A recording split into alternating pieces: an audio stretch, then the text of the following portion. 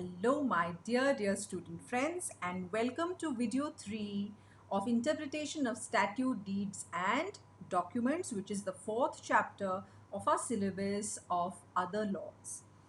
आज के इस थर्ड वीडियो में we are going to understand the internal aids to interpretation. My dear friends, ये जो हमारा आज का टॉपिक है, it is a very important topic from 2 points of view.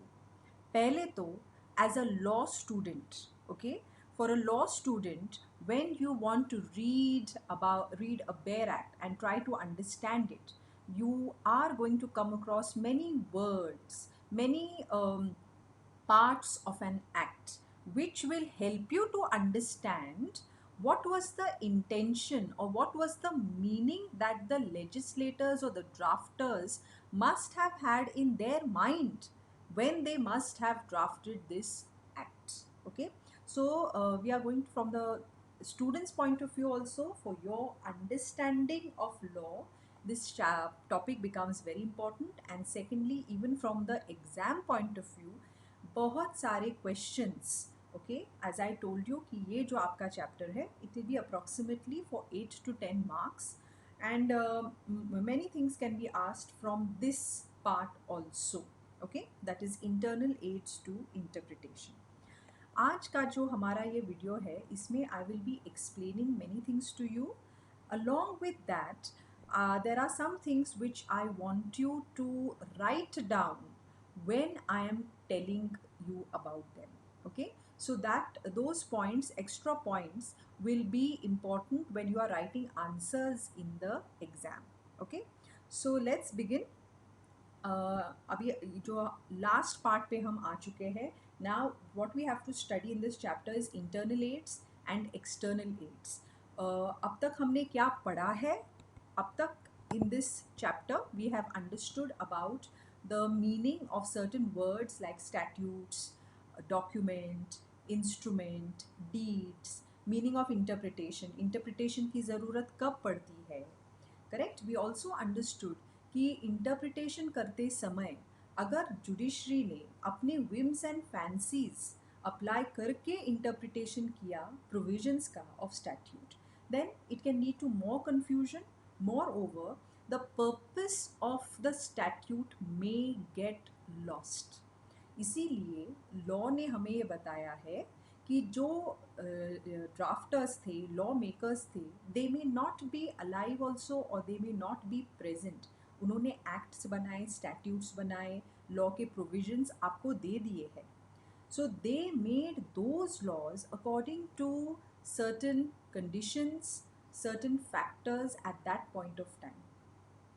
अब आज की तारीख में अगर हमको ये प्रोविजंस, उन्हीं प्रोविजंस को इंटरप्रेट करना है, then we have to apply certain rules for interpretation. तो हमने देखे रूल्स, पिछले वीडियो में हमने रूल्स देखे, लाइक लिटरल कंस्ट्रक्शन का रूल है, रीजनेबल कंस्ट्रक्शन का रूल है, अगर कॉन्फ्लिक्ट हो रहा है तो हारमोनियस इंटरप्रिटेशन का हमने रूल पढ़ा है, मिसचिफ रूल पढ़ा है. ओके, सो एक्सेप्शनल रूल पढ़ा है. So there are many rules that we have studied, and now we need to understand what are the aids to interpretation. तो ये aids to interpretation of a statute, there are two aids, internal aids and external aids. Okay, तो हमने rules तो समझ लिए कि interpret करते समय हमको क्या क्या रूल्स अप्लाई करने हैं to interpret.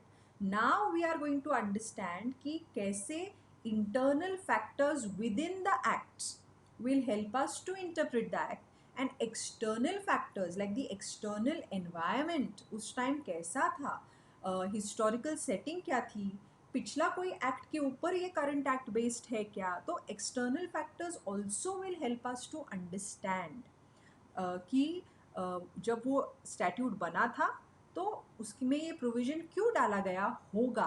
Correct. So we have to study internal and external ads.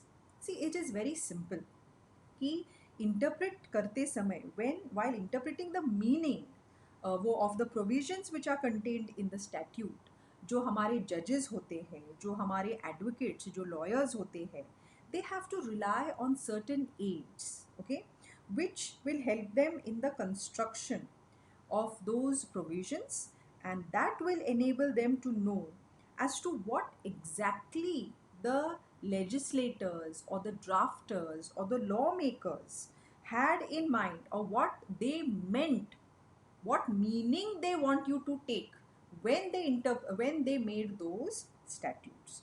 So what are internal aids? Internal aids are those that derive meaning from the internal structure of the text.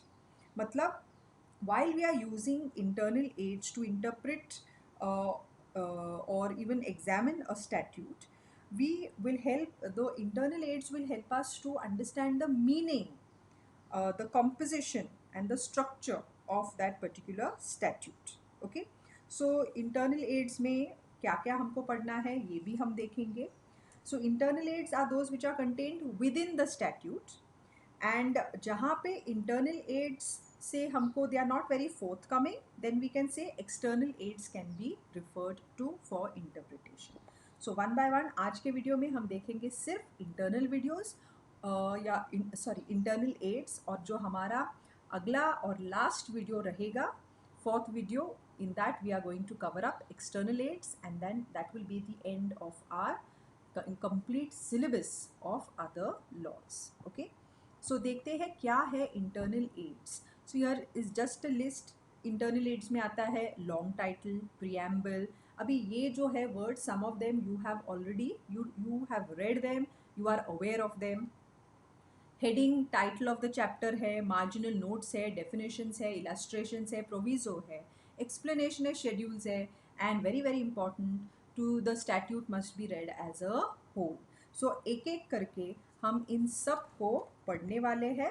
First, the long and short title of a statute. अब long title क्या होता है, short title क्या होता है? Actually जब हम foundation कर रहे थे हमने ये दोनों भी किया है, but you just don't know कि कौन सा शॉर्ट था. शॉर्ट तो आपको पता है, लेकिन लॉन्ग टाइटल हमने कहाँ पढ़ा? What is a long title? Many students feel that अगर हम शॉर्ट फॉर्म लिखते हैं, for example the sale of goods act, तो उसका शॉर्ट टाइटल हो गया SOGA, सोगा. पार्टनरशिप एक्ट का हो गया, इंडियन पार्टनरशिप एक्ट का शॉर्ट टाइटल हो गया IPA, और लॉन्ग टाइटल हो गया Indian partnership act 1932. Please understand, ये गलत है. This is not correct. Short form is not a short title, and complete name with the full spelling is not the long title. This, what you have in mind, is a very wrong presumption or assumption, you can say. Okay, so now to clarify all these misconceptions, इसीलिए तो हमको ये detail में आज पढ़ना है. So long title and short title. Every act has a long and short title. Long title जो होता है वो डिस्क्राइब करता है उस एनैक्टमेंट को, वाइल शॉर्ट टाइटल क्या करता है, सिर्फ आइडेंटिफाई करता है कि ये कौन सा एनैक्टमेंट है. सो लॉन्ग टाइटल क्या करता है, पूरा डिस्क्रिप्शन बताता है कि उस एक्ट का. सी, both the long and short titles are aids to interpretation of a statute. Long title helps to ascertain the object, scope and purpose. Okay, OSP हम उसको कहते हैं, ऑब्जेक्ट, स्कोप और पर्पस. जब लॉन्ग टाइटल में क्या क्या आता है, उस एक्ट का ऑब्जेक्टिव क्या है, उसका स्कोप क्या है, उसका पर्पस क्या है, वो पूरे सारे के सारे डिटेल्स आ जाते हैं लॉन्ग टाइटल में. Okay, for example sick industrial company special provisions act 1985. This title clearly indicates that it contains only special provisions for sick companies. So title से can that just the title help us to interpret कि इसमें क्या है? Yes. Okay. Sorry. So long title क्या होता है? Long title पूरा description हमको देता है about the objective, the scope and the purpose of the act. Okay. सो और शॉर्ट टाइटल क्या करता है, शॉर्ट टाइटल हमें सिर्फ आइडेंटिफाई करता है ये कौन सा एक्ट है. Example, general clauses act 1897. जब हम ये टाइटल पढ़ते हैं, ये कौन सा टाइटल है, this is a short title because it is just helping you to identify ये कौन सा एक्ट है.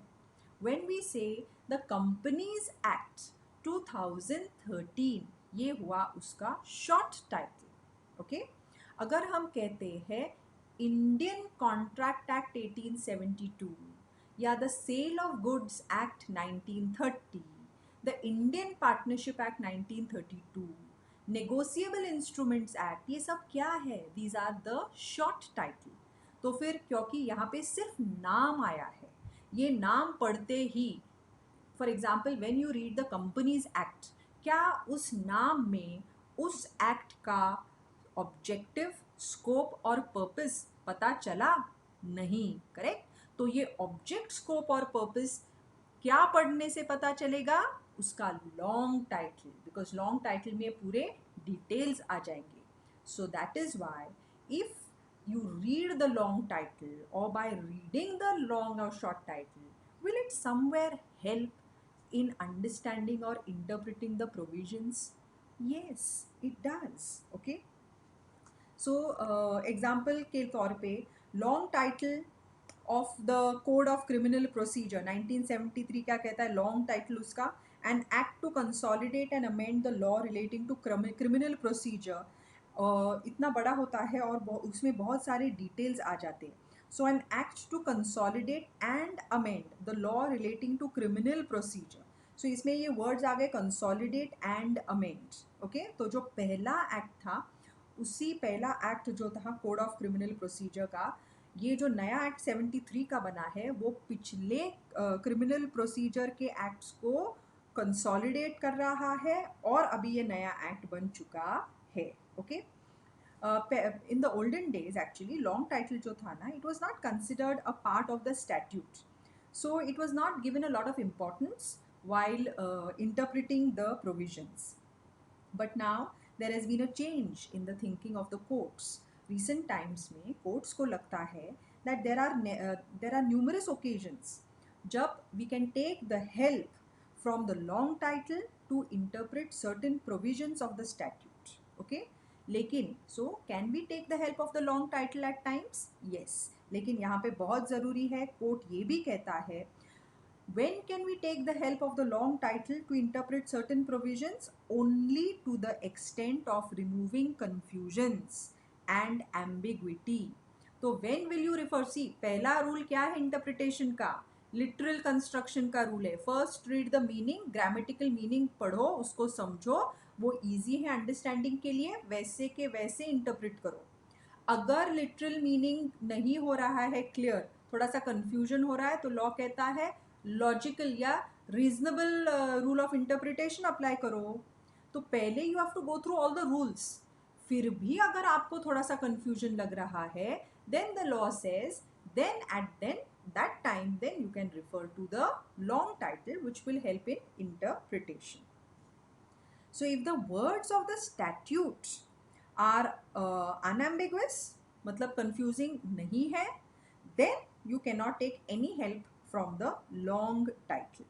Okay, जैसे केस हुआ था Popatlal Shah versus the state of Madras. It is an old case of 1953 जहाँ पे there is a state act called as the Madras General Sales Tax of 1939 का, उसमें उस केस में the Supreme Court held that वो जो टाइटल है Madras General Sales Tax 1939, it was utilized to indicate that the objective of the act is to impose taxes on sales that take place within the province. इसीलिए तो नाम दिया है मद्रास। तो उसके प्रोविंस में जो सेल्स हो रहे हैं उनके ऊपर टैक्स इम्पोज हो सकता है, ये इन्फर किया था in Popatlal Shah versus the state of Madras supreme court ने, कि इसके टाइटल में ही पता चल रहा है ना what is the objective of the act. Objective is to impose taxes on sales that take place within the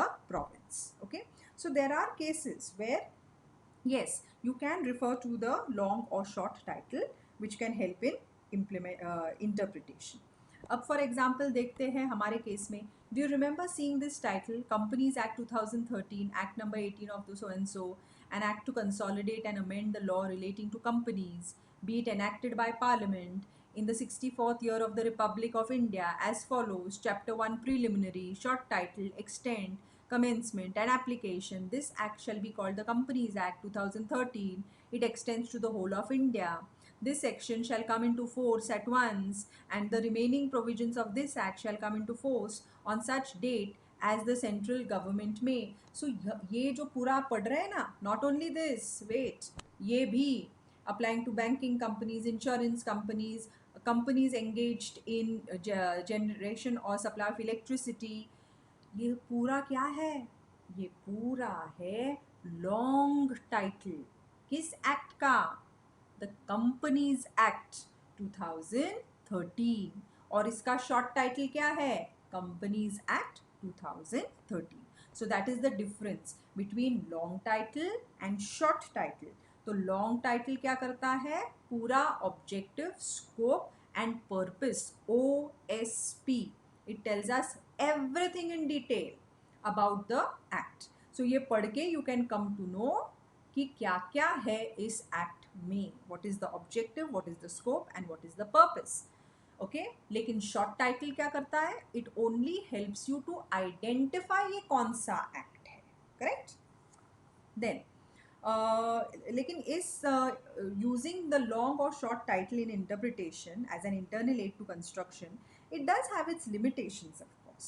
Like what? Limitations as to what? Title has no role to play where, see, I already told you, when will the court or judiciary use long and short title to help in the interpretation? It will use it only when the words used in the language are ambiguous. So if the words used in the acts are plain and precise and they have only one meaning, then no help will be taken of long and short title. So it is used only when there is ambiguity in the language. It cannot prevail over the clear meaning of an enactment. इसका मतलब क्या है कि अगर plain meaning act का निकल रहा है, then you cannot impose long or short title over that meaning, and it cannot be used to narrow down or restrict the plain meaning of the language which has been used in the statute. Okay, so मतलब क्या है? Long और short title क्या है? It is secondary aid. Primary aid क्या है? The primary rules of construction. Okay, so this we refer to only in times of confusion or ambiguity. Otherwise we do not refer to the long or short title. Correct? फिर आते हैं next internal aid, and that is preamble. A preamble क्या होता है? We have already studied this. Foundation के अंदर मैंने आपको बताया है. Preamble is used to know the aims, objectives and scope of the legislation. Very similar to long title, correct? लेकिन long title can be even more detailed. It is a part of the enactment and can be used for the construction and interpretation of various provisions. लेकिन ये बात जानना ज़रूरी है कि preamble does not override in order to enlarge or restrict the enacting provision of the act. मतलब क्या कि preamble क्या होता है? Preamble हम जब पढ़ेंगे, we can come to know about the aims and the objectives and scope of that act. And can it be used as an aid for interpretation? Yes. लेकिन preamble does not override the provisions of the act. उसी तरह ना long या short title only certain cases they may be referred to. Otherwise नहीं. And we cannot make long or short title more powerful than the provisions of the statute. उसी तरह preamble will not override. Okay, it will not, so that under no circumstances can the courts enhance the scope of preamble over the existing provisions of the act. So what is preamble? It is a brief summary of the legislative objectives behind the act. In short बताते हैं कि क्या है legislature के objective क्या है while they are making this particular act. And in case of conflict between the preamble and any provision of the act, the provision prevails. मतलब क्या है? Like long and short title, preamble is also secondary. Primary क्या है? Provisions of the act. So when will we refer to preamble or the long or short title? Only when there is ambiguity in the provision. और वहां पर भी law कहता है what will prevail? Provision will prevail. In case of conflict again you can refer to it, but फिर भी provision will prevail. So the preamble merely helps in matter of construction in case of any ambiguity. Okay, तो अगर कुछ confusion है then it will help. और ये जो point है ना, ये आपको common you will find in all the internal and external aids. So courts refer to preamble as an aid to construction. कब when will the courts resort to the preamble as an internal aid to construction? First, where there is any ambiguity in the words. Ambiguity का मतलब है confusion, okay, unclarity, जब ये unclear होते हैं words. When there is any ambiguity in the words of an enactment, the assistance of the preamble may be taken to resolve the conflict. अगर provision का meaning बिल्कुल साफ है, simple है, clear है, plain है, we will not resort to any other aid. Where the words of the enactment appear to be too general in scope or application, then the courts can resort to the preamble to determine the scope or limited application for which the words are meant. Kerala Education Bill के बारे में मैंने आपको बताया था. Supreme Court held that the policy and purpose may be deducted from the long title as well as the preamble. So preamble क्या करता है? Preamble is containing the aims and objectives which that act seeks to achieve. Is the preamble part of the act? Yes. So ये सब points जो मैं आपको बता रही हूँ, please make sure that ये points आपके आंसर में आते हैं. क्या है? Preamble क्या करता है? Preamble to the act contains aims and objectives and scope which is sought to be achieved. Secondly, preamble is part of the act. It is a key to unlock the mind. You are trying to get into the mind of the lawmakers. Therefore, अगर कोई case of ambiguity या uncertainty आती है, preamble can be used by the courts to interpret any provision of that statute. Okay? लेकिन ऐसे भी cases हुए हैं जहाँ पे court ने कहा कि they said the no resort can be taken to the preamble when the language of the statute is clear and unambiguous. Then एक और केस हुआ था Burrakur coal company versus union of India का केस. 1961 का case है Burrakur coal company versus union of India, जहाँ पे again the supreme court has held that help from preamble could not be taken to distort any clear intention of the legislature. और जैसे यहाँ पे example पे दिया है केरला एजुकेशन बिल के केस में 1957 का है ये. उसमें तो the court has said that the objective of the legislation should be read in the context of the preamble. So preamble cannot override the provisions.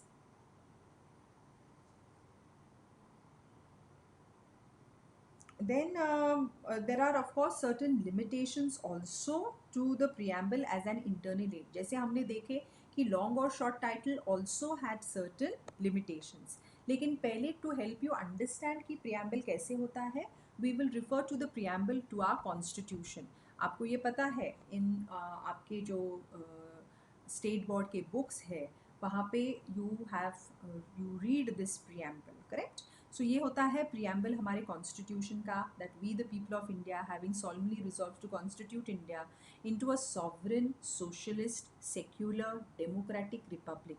So ये जो words है, every word has a meaning, okay? So अगर कोई भी ऐसा conflict आता है regarding the constitution and if the language of the provision is creating a little confusion, पहले तो कोर्ट कहेगा सारे रूल्स को अप्लाई करके देखो कौन सा रूल यहाँ पे एप्लीकेबल है, rules of interpretation.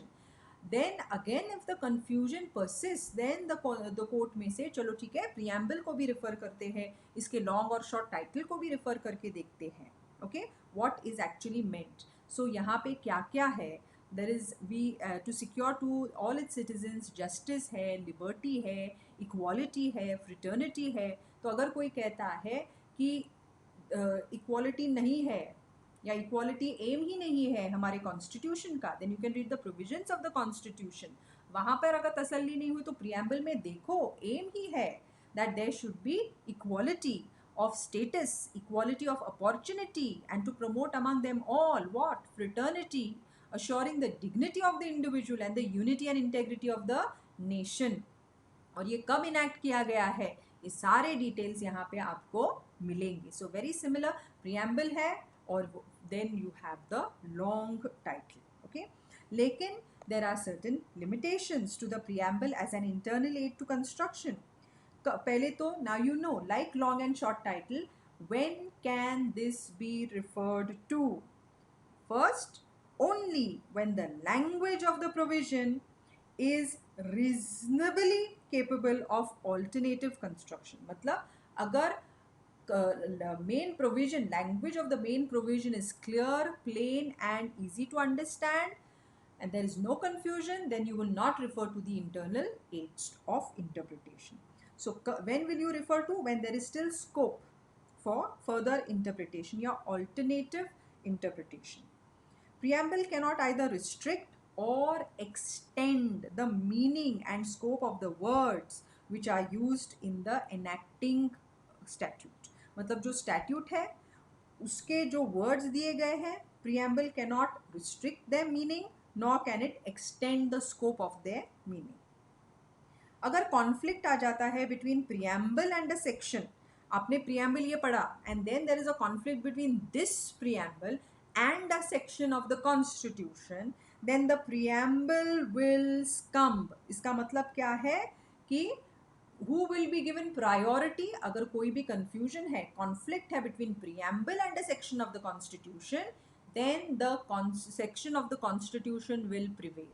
Preamble will have to take a back seat। Okay, so this is about preamble कि preamble क्या होता है। Preamble is again giving us the objective and scope of the act। तो जैसे मैंने आपको पहले बताया था कि अगर कोई पूछता है आपको कि what is the Indian Contract Act about, क्या है उसका डिटेल्स, क्या है उसके प्रोविजंस, मतलब what is the purpose, तो आप उनको कह सकते हो if you read the preamble you will get an idea of what the act is about। Okay, third we go to heading and title। Okay, heading and title। जैसे आपको पता है कि every act is divided into various parts and each part is applicable to some special object of the acts। Every part has an independent heading or chapter title। We have already हमने देखे हैं, मैंने आपको बोला था कि आप bare acts you must also go through bare acts। So bare acts में क्या है, you have headings and titles chapter wise दिए गए हैं। तो headings or titles of the chapter of the enactment can be referred to as an to in interpreting an act of the legislature। See, title of the act, long and short title वो था act का। okay, long title दे रहा था हमको क्या, उसका objective, scope and purpose सब detail में, एंड उसी में आ रहा था उसका शॉर्ट टाइटल भी, राइट, जिससे हम आइडेंटिफाई कर रहे थे, वो एक्ट या स्टैट्यूट का टाइटल था। नाउ अंडर दिस हेडिंग और टाइटल हम क्या कर रहे हैं, यू नो कि हर एक एक्ट जो होता है वो चैप्टर्स में डिवाइड होता है। हर एक चैप्टर को एक टाइटल होता है, एक हेडिंग होता है, फिर सारे जो पॉइंट्स होते हैं उस एक्ट के अंदर उनको भी सेपरेट सेपरेट हेडिंग्स होते हैं। So everything related to one part, similar provisions of that statute are clubbed together under one heading, that is one chapter, जिसको एक heading दिया जाता है, right? And then like that once you open the chapter and read the title, आपको पता चलेगा कि इस चैप्टर में किस किस के प्रोविजंस दिए गए हैं। जैसे इंडियन कॉन्ट्रैक्ट एक्ट का अगर आप देखते हो बेयर एक्ट, उसमें भी चैप्टर्स है, राइट। सो उसमें अगर आप देखते हो खोल के कि सेकेंड चैप्टर, वहाँ पे आपको मिलेगा कंसिडरेशन रिलेटेड एवरीथिंग। जब आप निकालते हो इसेंशियल एलिमेंट्स, चैप्टर नंबर 3 का टाइटल ही है essential elements of a valid contract, और वहाँ पे you know reading that only the title, you know कि उसके अंदर कॉम्पिटेंट पार्टीज, फ्री कंसेंट, वो सब के प्रोविजंस दिए गए हैं। जो फोर्थ चैप्टर है उसका टाइटल, उसका हेडिंग ही है परफॉर्मेंस ऑफ कॉन्ट्रैक्ट, तो आपको पता है कि उसमें सारे rules and regulations related to performance होने वाले हैं, right. So it's the heading will give us an idea. So क्या था कि modern statutes में generally headings are attached to almost each section, just preceding the provisions. Okay, so example अगर लेते हैं तो सेक्शन है, सेक्शन 437 है of code of criminal procedure 1973 का. उसका हेडिंग क्या है? हेडिंग ऑफ दैट सेक्शन क्या है? When bail may be taken in case of non bailable offence. तो वो टाइटल पढ़ते ही आपको पता चलेगा इस सेक्शन में क्या क्या प्रोविजंस दिए गए हैं. तो हेडिंग्स जो होते हैं ना, headings can be of two types. One which is headings which are prefixed to a section, and other which are prefixed to a group or set of sections. तो एक particular section को एक heading दिया जा सकता है या group of sections को एक heading आप दे सकते हो. Okay, so और ये जो headings है ना, they have been treated by the courts as preambles to those particular sections itself, because वो क्या करे, identify कर रहे हैं the scope and objective of that particular section. So यहाँ पे क्या है, the headings cannot control the plain meaning of the words of the enactment, though there may be some cases where it can be looked at in the light of the preamble in case of ambiguity in the meaning of the sections on which they throw light. See, और ये last point, a heading cannot override a section nor can it be used to interpret another group of sections. ये जो part है ये तो सारे, मतलब अभी हमने देखा, this is the third thing we are seeing. Long या शॉर्ट टाइटल हो, प्रियम्बल हो, या heading and title of the chapter, या ग्रुप ऑफ सेक्शंस हो, तो इन सारे केसेस में when can they be aids to interpretation? Yes. When will they be referred to in case of some ambiguity और कंफ्यूजन. और अगर कॉन्फ्लिक्ट आ जाए बिटवीन द हेडिंग एक कह रहा है और प्रोविजन ऑफ द स्टैट्यूट कुछ और कह रहा है, हमेशा ऐसा होगा that the provision of the statute will prevail. और लॉन्ग शॉर्ट टाइटल, प्रियम्बल हो या हेडिंग और टाइटल हो, ये they all take a back seat. So priority किसको मिलेगी? सेक्शंस को. ओके, प्रोविजंस को. Fine. And another thing is over here, if there is a heading to one set of sections, they cannot be used as an aid to interpret another set of sections. एक का heading can you apply to explain another group of sections? No, it cannot be. Okay. एक case हुआ था union of India versus ABN AMRO bank, जहाँ पे it was held that the heading of a section can be regarded as a key to interpretation of the operative section. Okay, so agar ambiguity there is no ambiguity in the language of the provision, or if it is plain and clear, then heading used in the section strengthens the meaning. Okay, then एक और एक case हुआ था in NC धाउंदियल versus the Union of India, जहाँ पे also it was held that the heading can be relied upon to clear any doubt or ambiguity in the interpretation of a provision and to understand the real intention of the legislature. Actually उनका intention क्या था behind this particular section.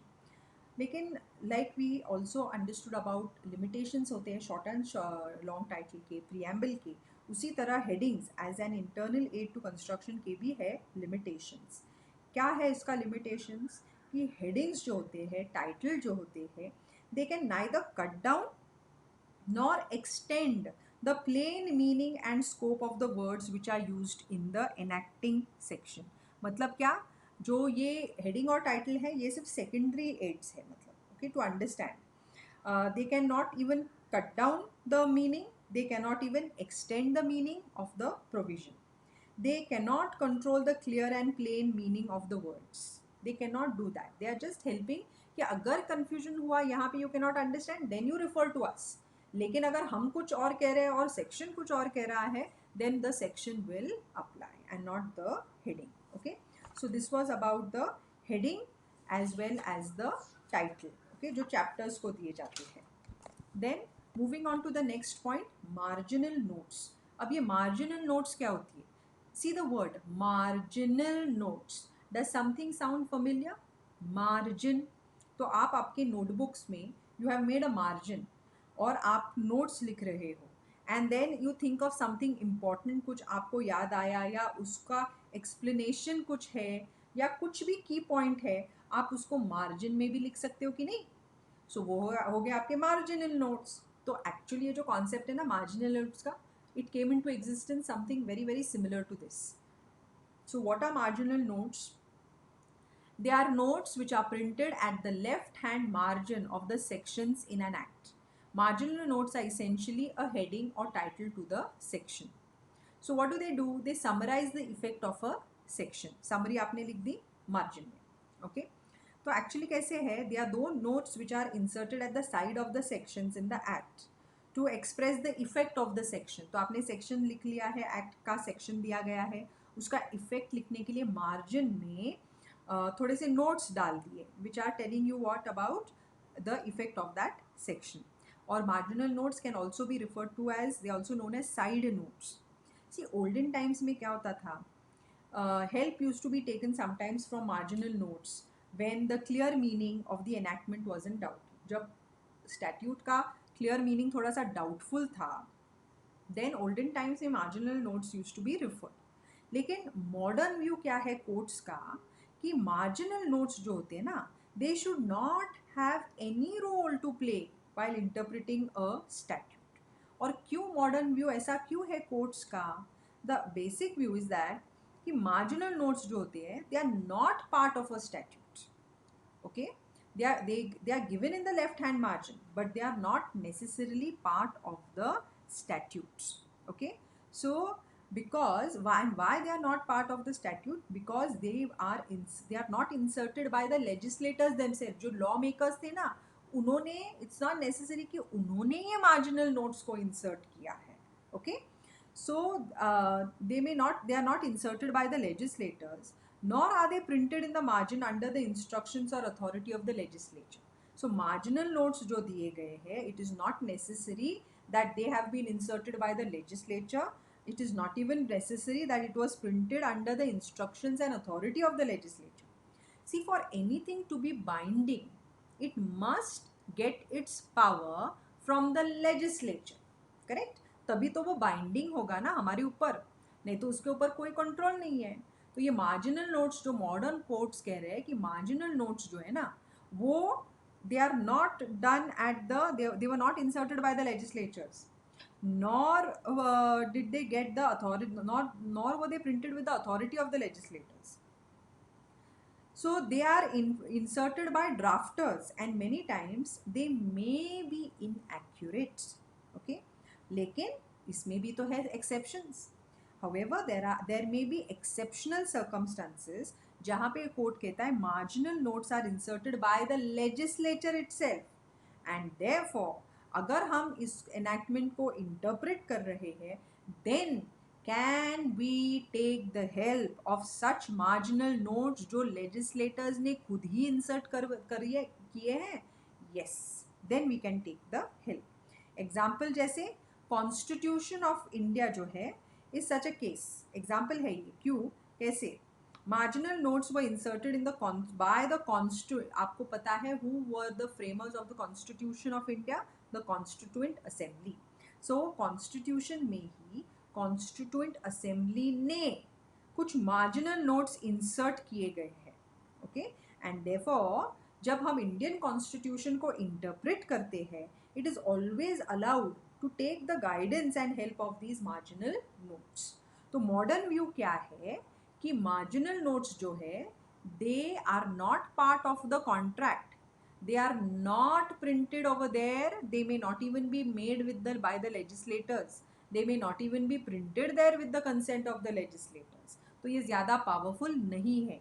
लेकिन अगर ये legislators ने खुद ही insert करवाए हैं या उनकी consent से ही insert किए गए हैं, then they will be considered a little more powerful.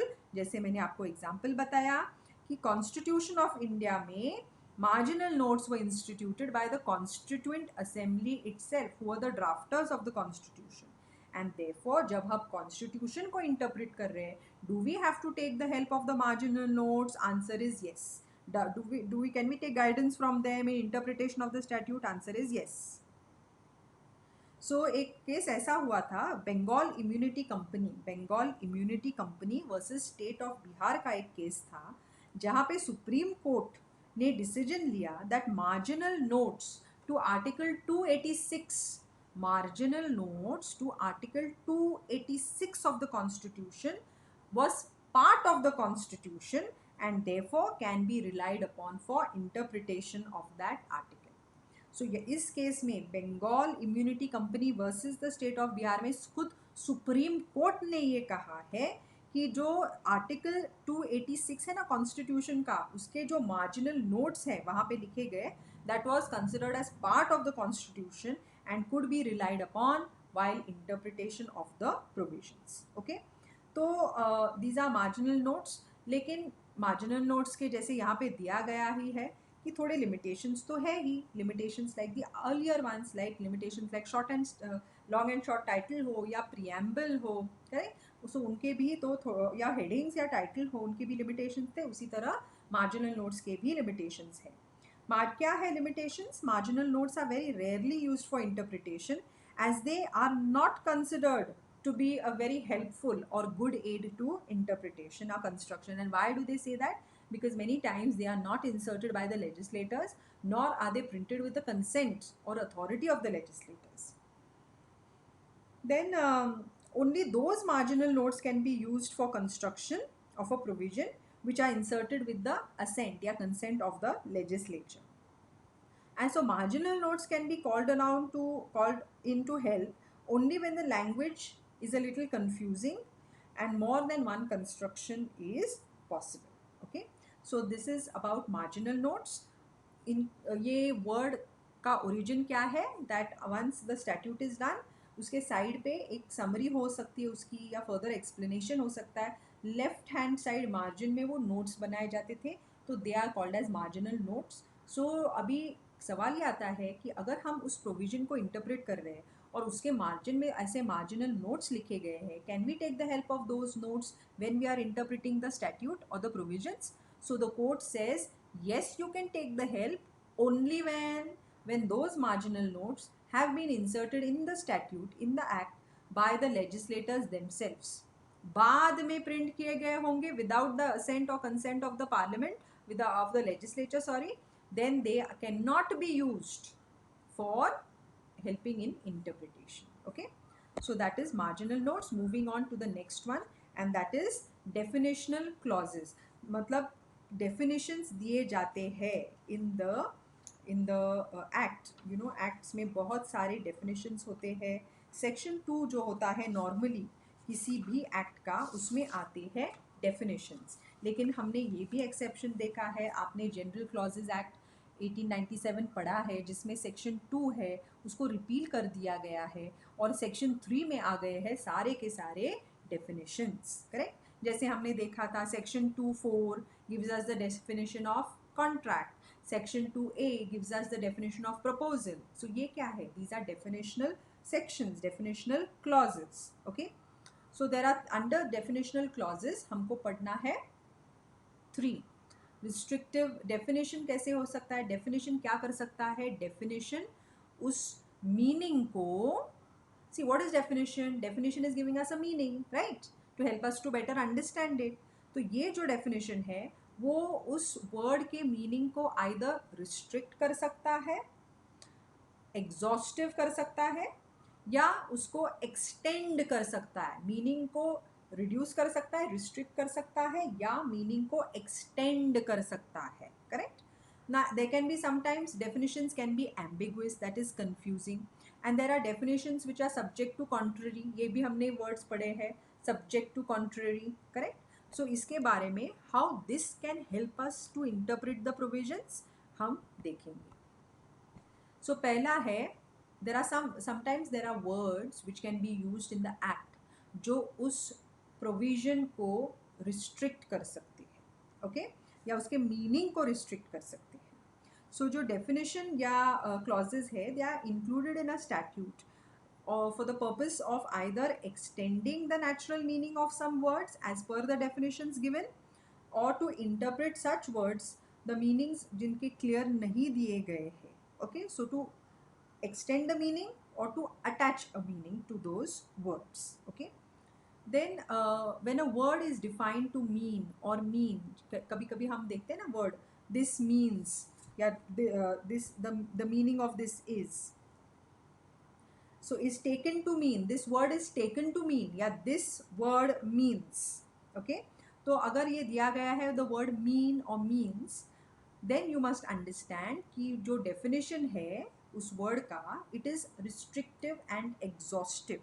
okay, exhaustive का मतलब क्या है? complete. तो उतना ही meaning आपको पकड़ना है, and we have to take it exactly as that and nothing else. so किसी भी definition में अगर आप पढ़ते हो the word mean और means, then you have to understand कि उस word का उतना ही meaning है. we cannot take an unlimited meaning. उतना ही meaning हमको उसका लेना है. limited, restrictive meaning उसका restrict हो गया है with those words. okay, so if you have the word mean or means. okay, so अगर आप देखते हो a proposal means. okay, when is a proposal said to be have said to be accepted? तो वो क्या कर रहा है? definition में ही अगर वो word mean आ गया, then when you say for example section 2h कहता है what is the meaning of a contract? contract means agreement enforceable by law. so यहाँ पे clear cut दिया गया है contract means. so can a contract mean anything other than agreement enforceable by law? no. अभी उसका contract का meaning restrict हो गया. रिस्ट्रिक्ट हो गया to mean what? Agreement enforceable by law. Clear cut defined है उसका मीनिंग, उसके बाहर वो नहीं जा सकता उसका मीनिंग. ओके, सो रिस्ट्रिक्टिव है, एग्जॉस्टिव है. सिमिलरली अगर हम वर्ड डेफिनेशन में, किसी भी वर्ड के डेफिनेशन में अगर you find the word include, अगर वर्ड इंक्लूड है या इंक्लूड्स है, then the definition is not restricted to the meaning which has been assigned, but it can have an extensive meaning. this includes मतलब it is not only this much, it can include more. so अगर हम कहते हैं the contract includes an agreement enforceable by law, so हमने अभी limit नहीं किया उसको, और स्कोप है बढ़ने के लिए. okay, then where a word is defined as means and includes, again definition क्या हुआ है? एग्जॉस्टिव बन चुका है, कंप्लीट बन चुका है, रिस्ट्रिक्टिव बन चुका है. मतलब इतना न इतना ये उसका मीनिंग और इतना ही उसमें इंक्लूड हो सकता है, बाकी कुछ भी नहीं होगा. ओके, देन इंक्लूसिव पे भी हम आएंगे. सो क्या है exhaustive? we need to understand what do we mean by restrictive and exhaustive. restrictive and exhaustive का मतलब है जहाँ जो meaning दिया गया है it will mean only that much and not more than that. so when we say as per section 2h of the Indian Contract Act 1872, contract means agreement enforceable by law, उतना ही meaning है, उसके आगे हम नहीं जा सकते. अगर definition में यूज़ किया गया है वर्ड इंक्लूड या इंक्लूड्स, देन वो रिस्ट्रिक्टेड नहीं है, वो एक्सटेंसिव, हम उसके मीनिंग को एक्सटेंड भी कर सकते हैं. और अगर ये मीन्स एंड इंक्लूड्स, अगर हम किसी का डेफिनेशन दे रहे हैं और कह रहे हैं कि means and includes, okay, then उसमें क्या आ गया? उसमें again it has become exhaustive. If you remember हमने section 27 of sale of goods act किया था जिसमें हमने डेफिनेशन दिया था गुड्स का. तो अगर if you remember and you can go back to your books again of foundation and check, उसमें दिया गया है कि गुड्स का डेफिनेशन सेक्शन 27 में goods mean every kind of movable property other than actionable claims and current money. Goods mean मतलब उतना ही उसका मीनिंग है, every kind of movable property other than actionable claims and current money and includes stock and shares, growing crops, grass, etc.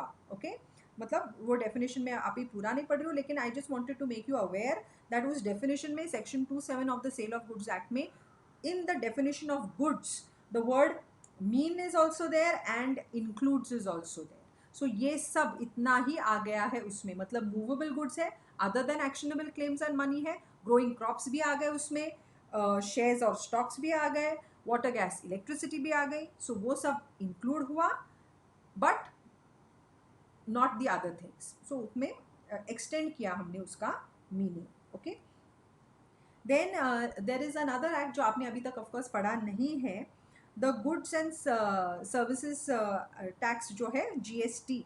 So GST का जो act है उसमें है एक section called as section 252 subsection 2 section 2 subsection 52, जिसमें goods का meaning भी दिया गया है.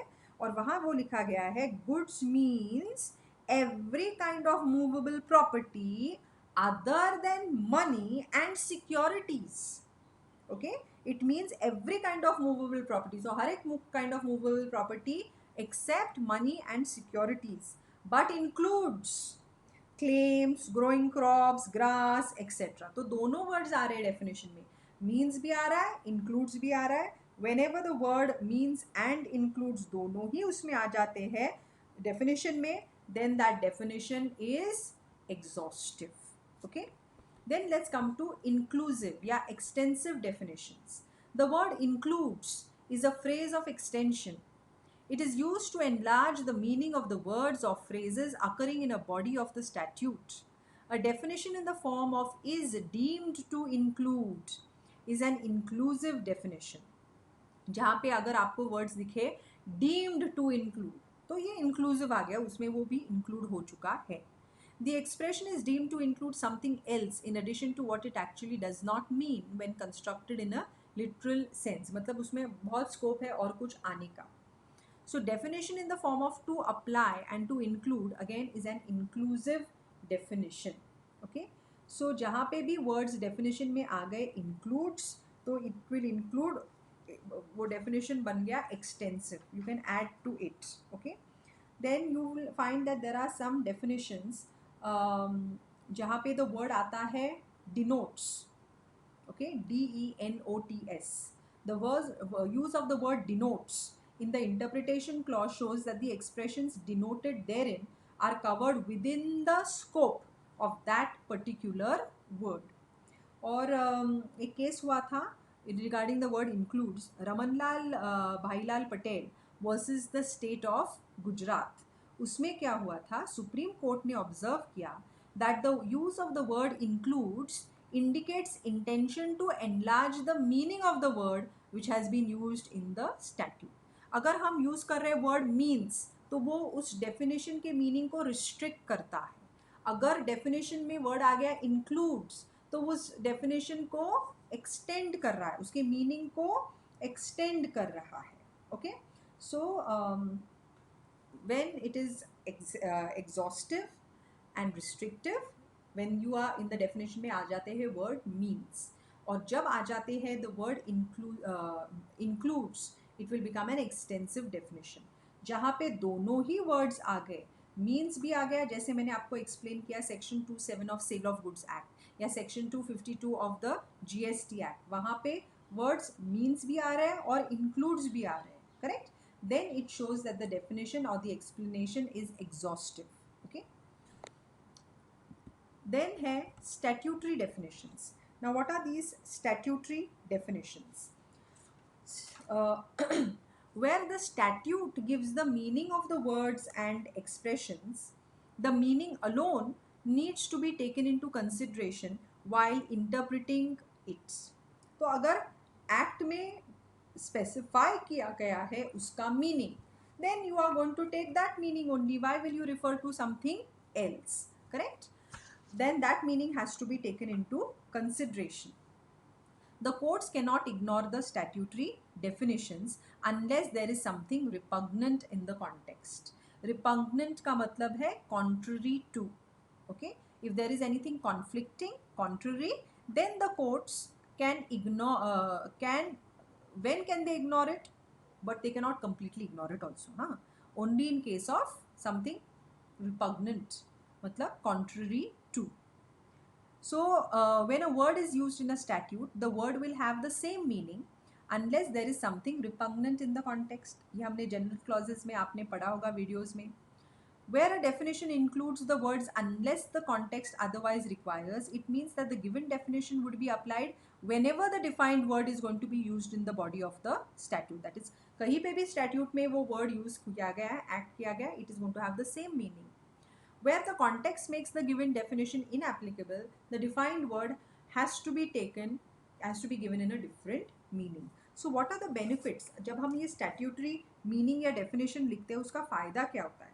See, it provides some kind of certainty, and the idea as to what extent is the meaning of that phrase. जब वो clearly define की गई है act में, then it gives us clarity कि actual उसका meaning क्या है. What does that act want to say about that particular definition? अगर definition नहीं है, मतलब without having any definition to a word, it becomes ambiguous. अगर definition ही नहीं है, जब हम कहते हैं कि हाँ इस act में इसका मीनिंग इसको डिफाइन ही नहीं किया गया है, जैसे sale of goods act does not define the word goodwill. जब हम कहते हैं ना goodwill under sale of goods, उसमें डेफिनेशन दिया ही नहीं है उसका. ओके, सो लेकिन सुप्रीम कोर्ट के जजमेंट ने में उसका मीनिंग क्लियर हुआ, लेकिन एक्ट ने उसको डिफाइन नहीं किया है. Then what all comes in it, what to include, what to exclude from it can become confusing. When a statute is giving us the definition of a particular word, it also saves the same word to be defined everywhere in the statute. Okay, मतलब अगर वही word like contract ये word contract act में कितनी बार repeat हो चुका है. So हर बार जहाँ पे वो repeat किया गया है, unless anything contrary arises, what will be taken as the meaning of the word contract? जो पहले दिया गया है इन सेक्शन 2H, जहाँ पे उसका दिया गया है statutory definition, agreement enforceable by law. तो सब जगह उस पूरे एक्ट में every time you are going to take that same meaning of the word. So definitions give some clarity, definition provides certainty, and they help us to better understand, okay, the word itself, what the act means by that particular word. So यहाँ पे हमने देखे जहाँ पे definition में जहाँ पे भी word आता है mean या means, वो meaning उस word का restrict हो जाता है. It cannot include anything else but only that जो दिया गया है. अगर definition में आ गया word includes, like goods include stocks and shares, growing crops, grass, वो सब, तो वो definition हो गया उसका extensive. और ये है statutory definition जो act ने ही उसको define करके दिया है हमें, like section 2H जो है contract का definition. Then there are some definitions which can be ambiguous. Ambiguous का क्या मतलब है? Confusing. In case where the definitional section itself is unclear, then interpretation will have to be in the light of other provisions of the act and having regard to ordinary meaning of the word which has been defined. तो अगर वो statutory definition जो दिया गया है उस section में, अगर वो definition ही थोड़ा सा confusing है, then of course you will take into consideration the other provisions of the acts. And such ambiguous definitions need to be read in the context of the phrase and not in isolation. कभी कभी आप, let's say that you are reading a book, और book पढ़ते पढ़ते आपको एक word, वहाँ पे आपने एक वर्ड पढ़ा जिसका मीनिंग आपको पता नहीं है. सो आपने कहा इस वर्ड का मीनिंग क्या है.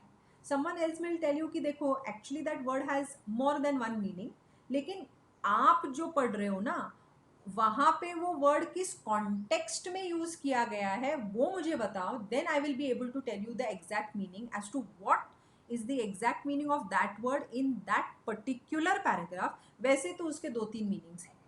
Okay, so that can create, because it has more than one meaning, it can create confusion.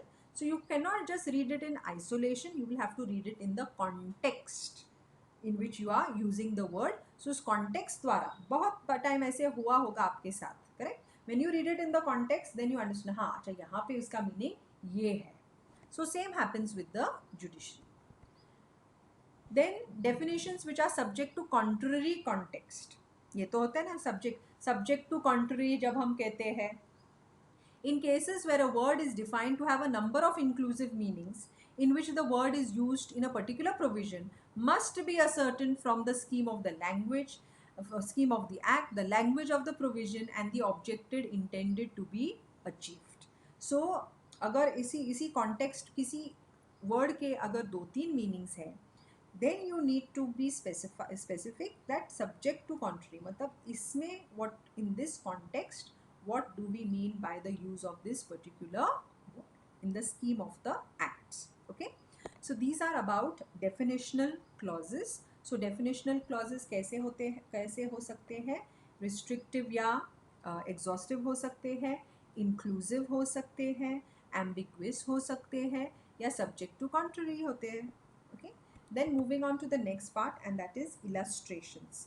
Simply बोला जाए तो इलास्ट्रेशंस का मतलब क्या हो सकता है? जब हम कहते हैं उसकी इलास्ट्रेशंस मुझे दिखाओ, one context can be examples, one context can be अगर आप कोई भी प्लान ड्रॉ कर रहे हो आपके घर का, सो आप बोलोगे मुझे इसके इलास्ट्रेशंस भी चाहिए, मतलब उसके एक्चुअल ड्राइंग्स मुझे देखने हैं.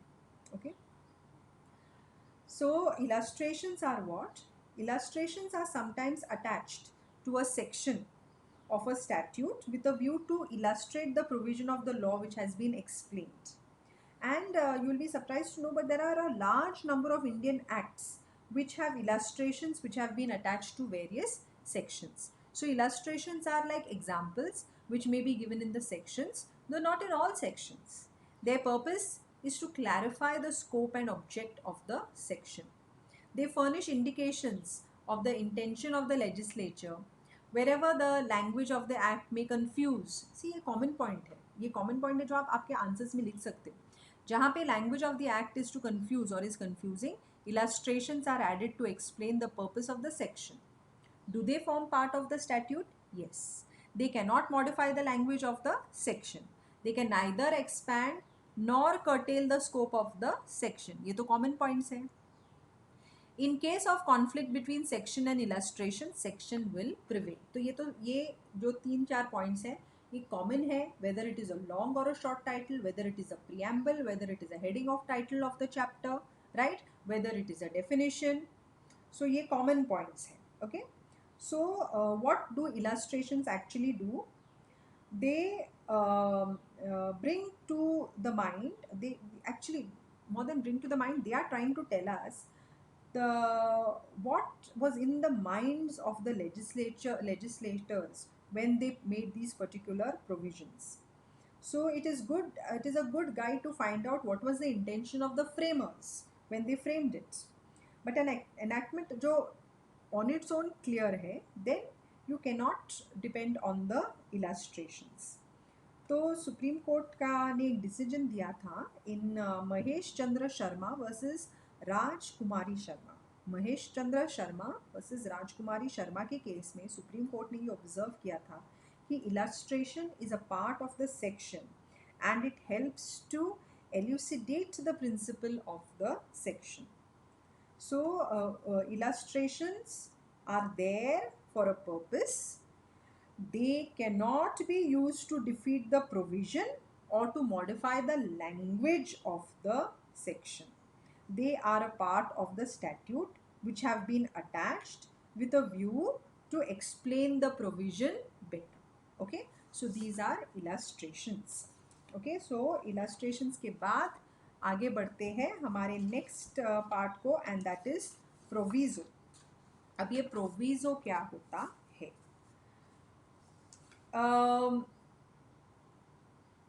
See, there are some sections of a statute जहाँ पे main provision, after the main provision has been spelled out, has been written, a clause is added which opens with the words provided that. Okay, provided that आपने पढ़े होंगे text में also, जब हम section को coat कर रहे हैं तो किसी भी सेक्शन में, it's not in every section, जहाँ जहाँ इन सम सेक्शंस ऑफ द स्टैट्यूट एक क्लॉज ऐड किया गया होता है जिसके ओपनिंग वर्ड्स होते हैं प्रोवाइडेड दैट. तो now you know कि when you are reading the law and when you read the words provided that, what is that? That is a proviso. Okay. The purpose of proviso is what? To qualify or create an exception to the general terms used in a section. So उसका purpose क्या होता है? Qualify करना या create करना an exception to the general terms. Okay. So simply, how do you know that this is a proviso? The part of the section which commences with the words provided that is called as a proviso. What is a proviso? It is a clause which is added to the statute to accept something from the statute, the provision of the statute, or to limit its applicability, either to accept something or to limit its applicability. So as such अगर देखा जाए तो function of proviso is to qualify something or exclude something from what is provided in the enactment, but for that to do so it must be within the scope of the enactment. So it is not expected to enlarge the scope of the main section. Again ये common point है. However, the cases have risen in which the courts have held that a proviso is to be interpreted as a separate provision, and so-called proviso has enlarged the scope of the main section. So proviso is generally inserted to create an exception to that which is stated in the main body of the section.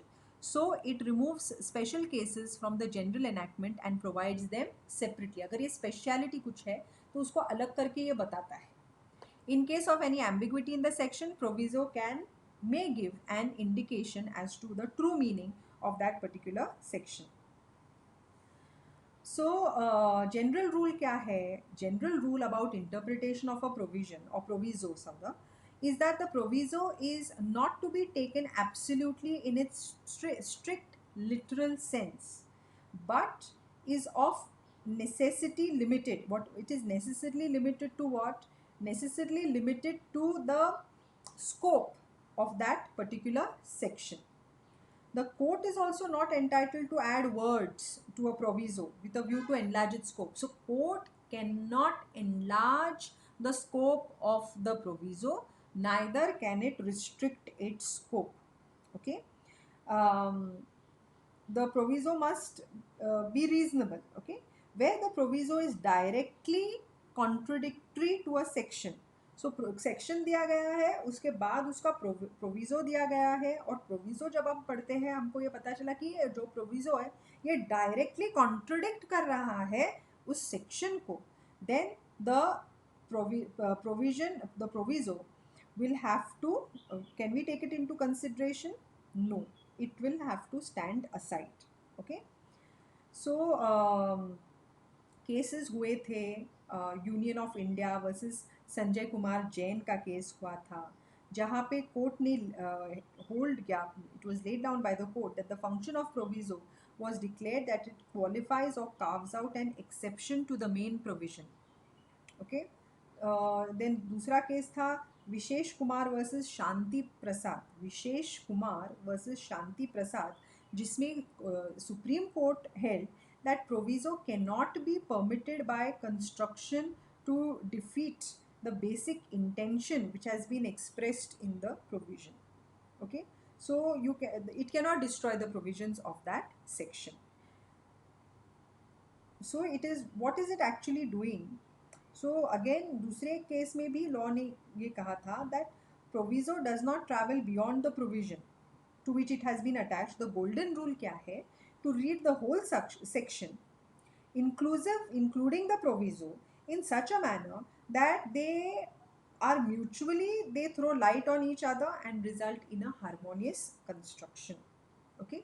So proviso ये होता है जहाँ पे भी section में आपको it begins with the words provided that, it is treated as a proviso. Okay. Then next is explanation. अब ये explanation क्या होता है? Let us understand what is an explanation.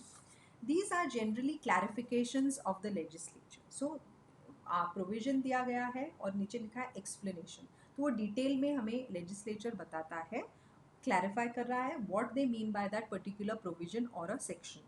Their purpose is to explain the meaning of the words which is contained in the section.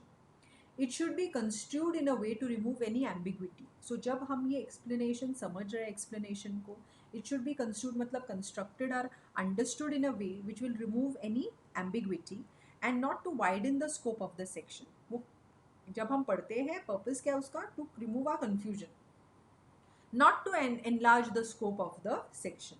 So the main purpose of an explanation can be identified as what? पहला तो to include or exclude something from within a section. Explanation का purpose क्या है? To include or exclude something from within that section है. To clarify any ambiguity in the main section, कुछ clarify कर रहा है confusion को. To explain the meaning of the section. To make the main section more meaningful or purposeful. यही तो है purpose of explanation. So it is giving us clarification as to what the legislature meant. It is giving us a meaning and explaining the meaning of the words which have been used.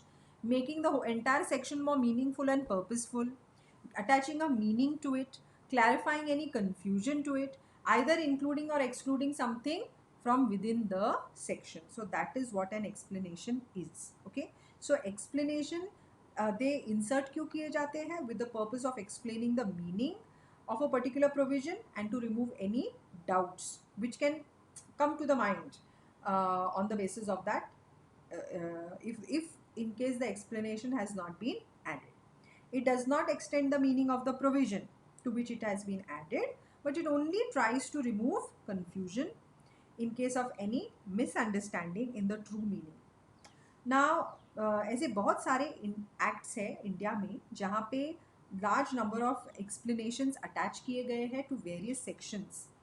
Example के तौर पे you can see that Indian penal code, that is the criminal law of the land का section 108 है which defines the word abettor. Okay, ABETTOR, abettor. इसके 5 explanations दिए गए हैं उस वर्ड के by the statute itself. Okay, so ऐसा भी हो सकता है कि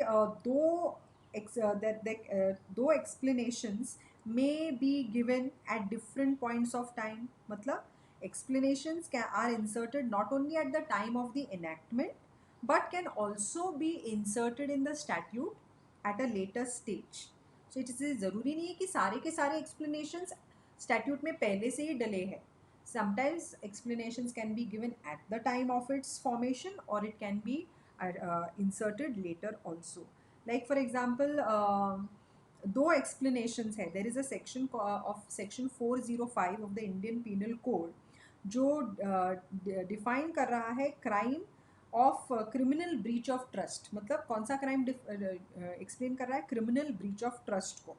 तो उसमें एक्सप्लेनेशंस है ना, वो एक्सप्लेनेशन एक ऐड किया था उस डेफिनेशन का, मतलब what is the meaning of criminal breach of trust. इसका दो एक्सप्लेनेशन दिए गए. एक एक्सप्लेनेशन ऐड किया था 1973 में और एक एक्सप्लेनेशन ऐड किया था 1975 में. Okay, then so it is not necessary कि एक टाइम ही ऐड हो सकता है, बाद में भी ऐड हो सकता है.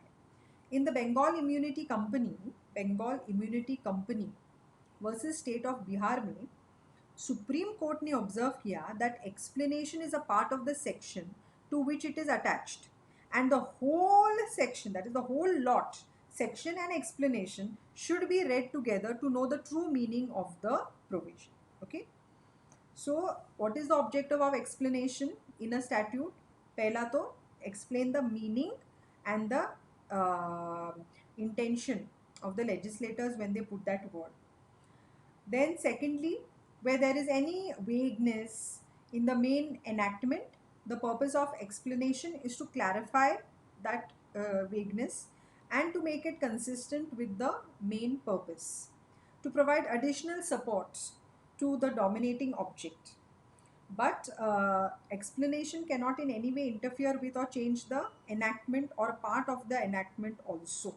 तो ये limitation तो as I told you, ये limitation हर एक internal aid में है.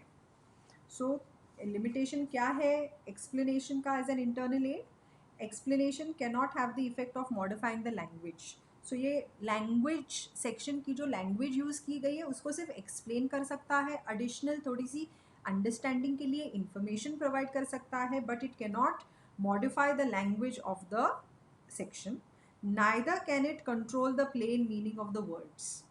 It cannot modify the language, nor can it control the plain meaning. मतलब meaning दिया गया है, through the explanation उस meaning को आप ना restrict कर सकते हैं ना expand कर सकते हैं. Okay, so those are explanations.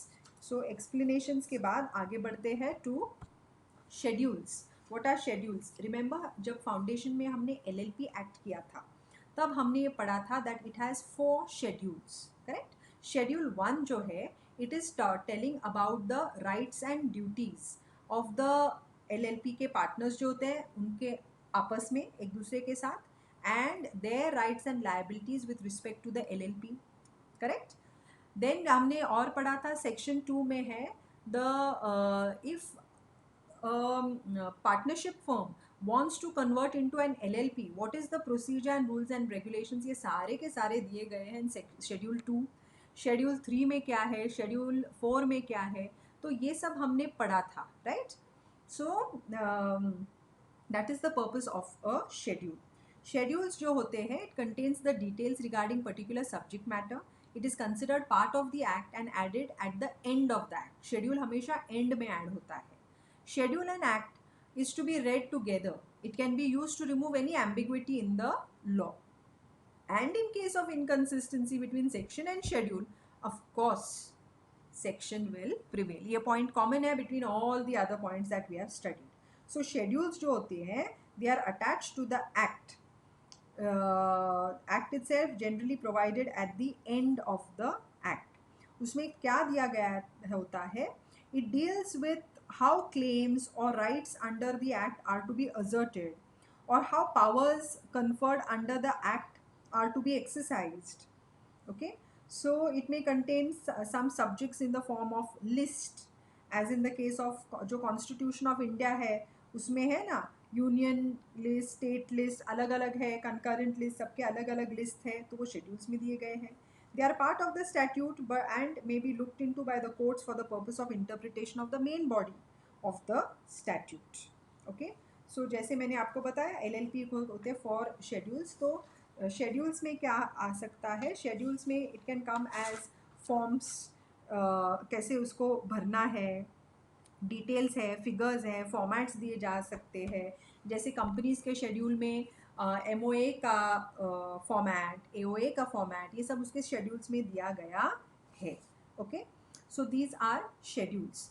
Now you can tell me कि व्हेन वी आर, दो यहाँ पे हमने वो नहीं किया but I wanted to discuss that with you, कि जब हम कहते हैं कि लिटरल कंस्ट्रक्शन का रूल, उसमें हम यूज़ करते हैं the grammatical words and the meaning of the words, जिसमें हम पंक्चुएशन के ऊपर भी ध्यान देते हैं. Right. So can punctuation marks which are used in the statute also help become internal aids to interpretation. तो एंशियंट टाइम्स में जो स्टैट्यूट्स पास किए जाते थे उसमें पंक्चुएशन मार्क्स नॉर्मली थे ही नहीं. Okay, they used to be passed without punctuation. So naturally, courts were not concerned with looking into punctuation because punctuation थे ही नहीं उस acts में, right? लेकिन modern times में क्या है, जो statutes है उनके अंदर punctuation दिया जाता है. Therefore, whenever any matter court के सामने आ जाता है interpretation के लिए, courts first look at the provision as they are punctuated. And अगर court को लगता है that there is no ambiguity while interpreting it, the punctuated provision, then it will be interpreted as it is. लेकिन अगर उस provision को interpret करते समय if that provision in the punctuated form and the court feels that there is some ambiguity over here, then the court shall read the whole provision without any punctuation, and if the meaning is clear, it will interpret it in that manner. Correct? तो क्या punctuation also makes a difference? Yes. जो case हुआ था Ashwini Kumar versus Aravinda Bose का case, जिसमें supreme court ने कहा कि punctuation cannot be regarded as a controlling element and cannot be allowed to control the plain meaning of the text. Okay, so punctuation marks do play a role. Commas है, full stops है. तो some jurists का ये कहना है कि punctuation marks are of no use as internal aids to construction and it is an error, matlab that it can create an error if we rely on the punctuation marks. Okay, presence of commas or absence of commas must be disregarded if it is contrary to the plain intention of the statute. Okay, and then hai hamara last point, that is statute to be read as a whole. हम ये पढ़ते आ रहे हैं that it has to be read as a whole. It is very important that a statute be read as a whole, then by section, clauses, phrase, word to word. Okay, so it must be read as a whole. Every word and every phrase used must be construed, must be understood with other words which have been used in the act. To get complete understanding, the preceding मतलब earlier as well as the succeeding मतलब उसके बाद में आने वाले provisions must be read. See, कोई भी provision को आपको isolation में नहीं पढ़ना है, correct? Because everything उस provision को arrive, before you arrive at that provision there is a past to it, correct? So उसके preceding as well as succeeding provisions को आपको पढ़ना चाहिए in order to get the complete picture. Whether language is ambiguous or clear can be found out only after complete reading of the whole text. ना आप एक दो line सिर्फ पढ़ते हो provision के, आप कहते हो नहीं प्रॉब्लम ही नहीं, मुझे समझ में आ रहा है ये. So you have to read it in the whole context. And so to grasp the complete meaning, the whole statute needs to be read in its entirety. Okay, so it is very important कि isolation में provision या section को मत पढ़ो, उसका आगे पीछा सब पढ़ो in order to understand it completely. Okay, so यहाँ पे हमने देखे हैं the internal aids to interpretation or construction. तो इसमें हमने 10 points यहाँ पे देखे हैं. We began with long title. Long title क्या होता है, short title क्या होता है, preamble क्या होता है, chapter का heading या title क्या होता है. Okay, we went to understand about marginal notes क्या होते हैं, प्रोविज़ो क्या होता है, इलस्ट्रेशंस को पढ़ा हमने, एक्सेप्शंस को देखा, एक्सप्लेनेशंस को पढ़ा, डेफिनेशनल क्लॉजेस को पढ़ा. We went on to understand about marginal notes, as I told you. हाँ, मार्जिनल नोट्स को भी पढ़ा. So all these factors and the last point being that statute to be read as a whole. अब इन सब में अगर देखा जाए तो there are some things in common. And which are those things in common? कि ये तो internal aids है. These will be referred to only in times of confusion. अगर main section जो main provision दिया गया है statute में, if the language is easy मतलब can be understood, if the meaning is plain and clear, then you will not take the help of these internal aids. ये जो internal aids हैं उनको refer करेगा कोर्ट कब, when there is a little confusion or ambiguity. अगर इस internal aid के बीच में या and section के provision के बीच में अगर conflict arise होता है तो कोर्ट कहता है the section will prevail because वो उसको ज़्यादा importance दिया गया है. ये तो सिर्फ aids माने जाते हैं, they are secondary in preference और या priority. फिर none of the internal aids can change the meaning. None of them should be interpreted in such a manner that they will change the complete meaning of the section or provision. None of them have the strength, you can say, or the capability, you can say, to expand the meaning of the given section, to restrict it also, to change it completely also. It cannot do. और अगर conflict आता है then section will prevail. So it is secondary. So this is how at times अगर हमने section को पढ़ा, हमको ठीक से समझ में नहीं आ रहा है तो पहले लॉ कहता है उसको अकेले isolation में मत पढ़ो, read the statute as a whole. उसका पहला, उसके बाद में आने वाले पॉइंट सबको ठीक से पढ़ो. फिर भी थोड़ा सा कंफ्यूजन है कि इसमें एक्चुअली क्या है, then you can refer to the you can go to the title, long and short title. For example the Hindu marriage act एक है. हिंदू मैरिज एक्ट कहता है कि what is considered as a Hindu marriage. तो उसमें क्लियर कट लिखा गया है in the long title itself that a marriage between two Hindus, only that is going to come under a Hindu, only that will come under the Hindu Marriage Act. So if you have a Muslim and a Hindu getting married, it will not come under the Hindu Act. If you have a Christian and a Hindu getting married, it will not come under the act. ये कौन explain कर रहा है? ये title पढ़ के हमको पता चल रहा है. सो एक केस में ऐसे हुआ था जहाँ पे the boy was a Christian and the girl was a Hindu. So when they provision थोड़ा सा क्लियर नहीं था एक्ट के अंदर का, तो जब उसका लॉन्ग टाइटल पढ़ा गया तो it is very clear that the marriage between the Hindu marriage act is regulating the marriage between two Hindus. So Hindu का डेफिनेशन फिर पढ़ो, then are both the parties coming within the definition of the word Hindu. अगर answer is yes, only then they will come under the purview of the Hindu marriage act. तो इस case में the court had taken resort to the long title of the act to interpret and give a solution in this particular case. Okay, so it helps also, but we have to be careful of its misuse also or overuse also. Okay, so इस video में हमने देखे हैं the internal aids, and as I told you, this video के जो concepts हमने पढ़े हैं, these are important to you from your exam point of view. proviso, marginal notes और preamble ये तो already पूछे गए हैं. Okay, so I will also be sending you suggested answers, मतलब practice papers जैसे मैंने आपको already बताया था. I will send you the practice question answers on this chapter as well as General Clauses Act, so you will get a clear idea कि concepts तो हमको समझ में आए. That is what the students are saying, that through the videos we are understanding the concepts, लेकिन इसको answer में हम कैसे लिखें, इसके ऊपर question कैसे आ सकता है. Okay, so you don't have to worry about that. पहले हम concepts को समझ रहे हैं and then I will be sending you practice papers. Okay, so I hope that you have understood मैंने जो जो आपको इस वीडियो में बताया है. In case of any doubts, please feel free to contact me. Thank you very much everyone.